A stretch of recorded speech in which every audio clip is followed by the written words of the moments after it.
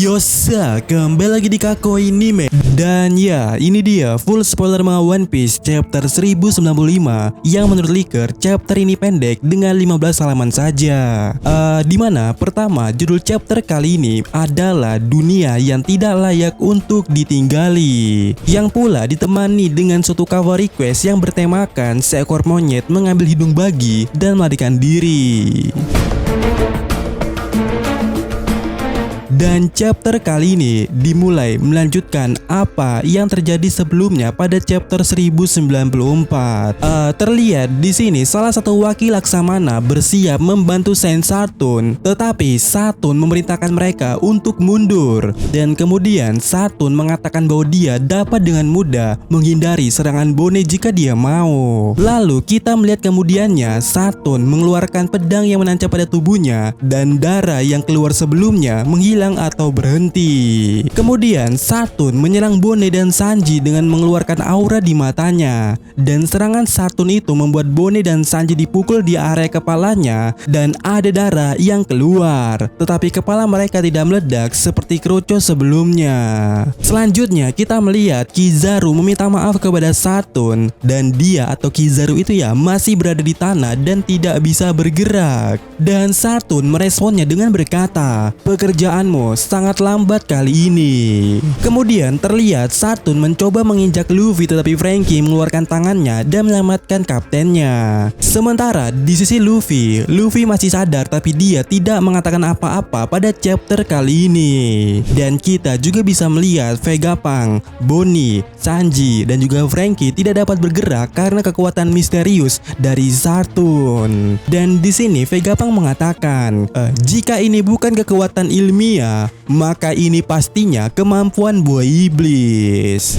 Dan yap, besar kemungkinan kekuatan Satun ini berhubungan dengan Usioni. Karena seperti yang kita bahas sebelumnya di video sebelumnya, kalau ada satu jenis Usioni dengan kemampuan eye contact dan dapat melumpuhkan targetnya dengan itu.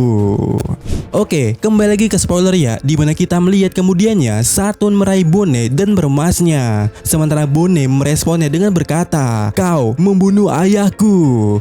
Dan kemudiannya kita melihat sedikit flashback atau flashback saat Kuma memberitahu Bone muda tentang Nika. Kuma membunyikan irama drum Nika dan mereka menari bersama. Dan pada saat itu Kuma mengatakan, "Bone, aku ingin menjadi pahlawan yang membebaskan orang seperti Nika." Lalu scene kembali ke masa sekarang. Satun mengatakan Kuma adalah bagian ras Buccaneer, yaitu ras orang-orang yang pernah melakukan suatu kejahatan. Dan di masa lalu ras ini tampaknya memiliki darah para raksasa yang mana membuat mereka luar biasa kuat. Dan flashback lainnya pun dimulai, di mana ini terjadi 47 tahun yang lalu di kerajaan Sorbet,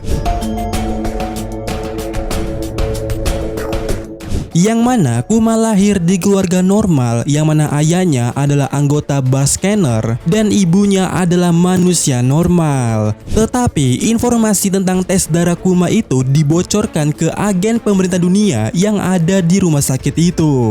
Dan seluruh keluarga Kuma ditangkap dan menjadikan budak di Marijoa karena kekuatan mereka. Dimana sepeninggal ibunya, ayah Kuma bercerita tentang legenda Nika. Dan ayah Kuma bilang itu adalah legenda yang telah diwariskan dari anggota bus scanner. Dan kemudiannya ayah Kuma ya membuat irama drum Nika. Dan suara itu terdengar dan mulai menari untuk Kuma. Tetapi tiba-tiba ditembak di kepalanya oleh Tenryubito karena membuatnya juga banyak kebisingan. Singkatnya, ayah Kuma ditembak oleh Tenryubito karena dia menari dengan irama drum Nika. Kemudian scene berpindah lagi, yang kali ini menuju ke era 38 tahun yang lalu. Terlihat seorang Tenryubito MC menjelaskan bahwa setiap 3 tahun sekali Tenryubito akan turun dari Marijoa dan melakukan suatu permainan berburu manusia di pulau non pemerintah. Dan kita melihat Tenryubito itu melepaskan budak-budak bermasalah di pulau itu dan memusnahkan mereka bersama penduduk asli di tempat itu. Yang mana kemudian kemudiannya setelah itu ya, pemerintah dunia mengklaim kalau pulau itu sebagai pulau pemerintah. Dan pulau yang dipilih Tenryubito pada tahun itu adalah pulau bernama God Valley yang berada di West Blue, daratan yang memiliki banyak pulau serta pula sumber daya yang berharga, yang pula berani menggunakan kata Tuhan dalam namanya. Dan kita mengetahui Raja God Valley mencoba menghentikan mereka, tetapi dia dibunuh oleh Saint Vigeland Garling. Dan dalam pertandingan tahun ini belum dimulai, namun Garling lah yang diharapkan oleh Tenryubito sebagai juaranya. Garling muda sangat tampan dengan rambut setengah bulan tanpa janggut, dan banyak Tenryubito yang terpesona terhadapnya. Selain itu, hal yang mengejutkan adalah ternyata Sartun juga ada di lembah dewa atau God Valley dan terlihat sama persis seperti saat ini. Dan di sana Sartun menerima kabar bahwa budak anak bar scanner yang melarikan diri telah ditangkap. Wow, realkah Gorose ini abadi?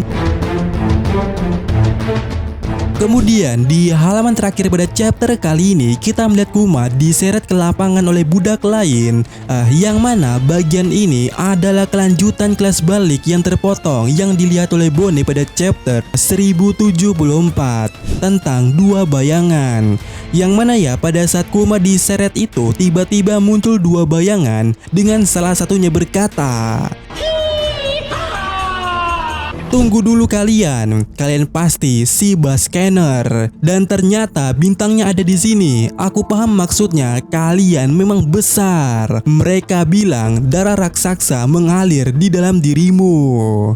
Yang mana kita dapat melihat bahwa dua bayangan misterius tersebut adalah dua budak anak-anak yang masing-masingnya adalah Emperio Ivankov dan seseorang gadis bernama Jimmy atau Gini. Dimana Ivankov terlihat sangat mirip dengan penampilan dewasanya, sementara Gini atau Gini adalah gadis tersenyum berambut pendek yang sedang memakan sepotong daging. Kemudian Gini atau Gini itu mengatakan, "Bukankah kakakku juga besar di sini?" Dan Ivankov menjawabnya, "Hanya wajahnya saja yang besar." Tunggu, bukan itu intinya bodoh.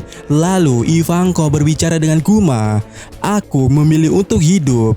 Bagaimana denganmu?" Dan ya, chapter kali ini yaitu chapter 1095 berhenti di sini. Dan ya, minggu depan libur.